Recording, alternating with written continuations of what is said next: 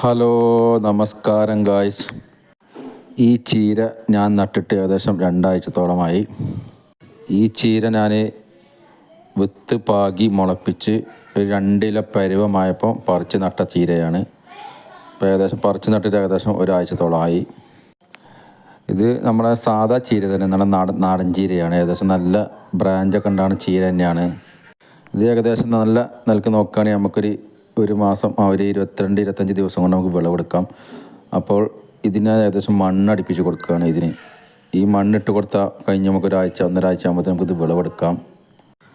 ഞാൻ ഈ ചീരക്ക് കാര്യമായ വളമൊന്നും കൊടുത്തിട്ടില്ല. കാരണം പയർ നട്ട സ്ഥലത്ത് അവിടെ നട്ടതാണ്. അപ്പോൾ ചീര ഏകദേശം 1 മാസത്തിൻ്റെ ഗ്യാപ്പുള്ളൂ. അപ്പം കാര്യമായിട്ട് വളം നമ്മൾ കൊടുക്കേണ്ട ആവശ്യമില്ല. മണ്ണിൽ തന്നെ മതി.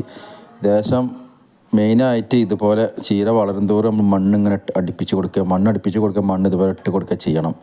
എന്നാലേ ചീര നല്ല വളർച്ച കിട്ടുകയുള്ളൂ. പിന്നെ യാതൊരു വളത്തിൻ്റെ ആവശ്യമില്ല. 2 നേരം നനയ്ക്കണം. പിന്നെ ഇതുപോലെ മണ്ണടിപ്പിച്ച് കൊടുക്കണം. പിന്നെ ചീര നടുന്ന കർഷകർക്കുള്ളൊരു പ്രശ്നമാണ് ഈ വെള്ളപ്പുള്ളി. ഈ വെള്ളപ്പുള്ളി രോഗം എന്ന് പറഞ്ഞാൽ ഞാൻ ഇപ്പോൾ ഇതിന് അവിടെയും ഇവിടെയൊക്കെ വെള്ളപ്പുള്ളി ഉണ്ടായിട്ടുണ്ട്. പക്ഷേ ആ വെള്ളപ്പുള്ളി ഞാൻ 2 നേരം നനയ്ക്കുമ്പോഴും ഇതുപോലെ എപ്പോഴും ശ്രദ്ധിക്കും. അപ്പോൾ ആ ഇല അങ്ങോട്ട് നുള്ളിക്കളയും.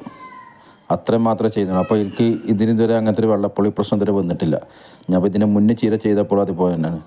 എവിടെയെങ്കിലും ഒരു വെള്ളപ്പുള്ളി ഉണ്ടെങ്കിൽ അത് അപ്പോൾ തന്നെ നുള്ളിക്കളയും. അപ്പോൾ പിന്നെ അങ്ങനത്തെ ഒരു പ്രശ്നം എനിക്ക് ഉണ്ടാകാറില്ല. നമ്മൾ വളരെ ശ്രദ്ധിക്കണം.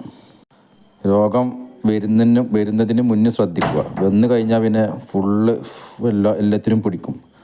വൈറസ് പോലെ പിടിക്കും. അപ്പോൾ നമ്മൾ അതിന് മുന്നേ നമുക്ക് ശ്രദ്ധിക്കും. ഇതൊക്കെ കണ്ടോ, നല്ല ചീര എല്ലാം കണ്ടോ. ഇതൊക്കെ ഉണ്ടായിരുന്നു, ഞാനത് നുള്ളിക്കളഞ്ഞതാണ്. ചെറിയ പുള്ളികൾ ഉണ്ടായിരുന്നു.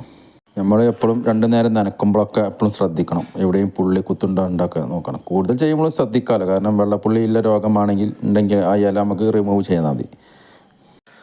ഒരു 2 ആഴ്ചയിൽ നമ്മൾ ഇതുപോലെ മണ്ണടിപ്പിച്ച് കൊടുക്കണം. അപ്പോൾ നല്ല ഉഷാറ്. ഇത് കണ്ടോ, ഇതിപ്പോൾ അതിൻ്റെ ഉള്ളിലൊരു പുഴുണ്ട് കണ്ടോ. ഇതാണ് ഇതിൻ്റെ പുഴുക്കള ശല്യം പറയുന്നത്.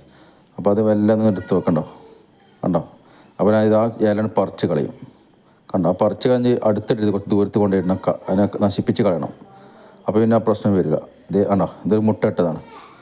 അപ്പോൾ വെള്ളപ്പുള്ളി രോഗത്തിനും ഞാൻ ഇതുപോലെ തന്നെ ആ ഇല അപ്പുറത്തോട്ട് റിമൂവ് ചെയ്താൽ പിന്നെ ഉണ്ടാവില്ല.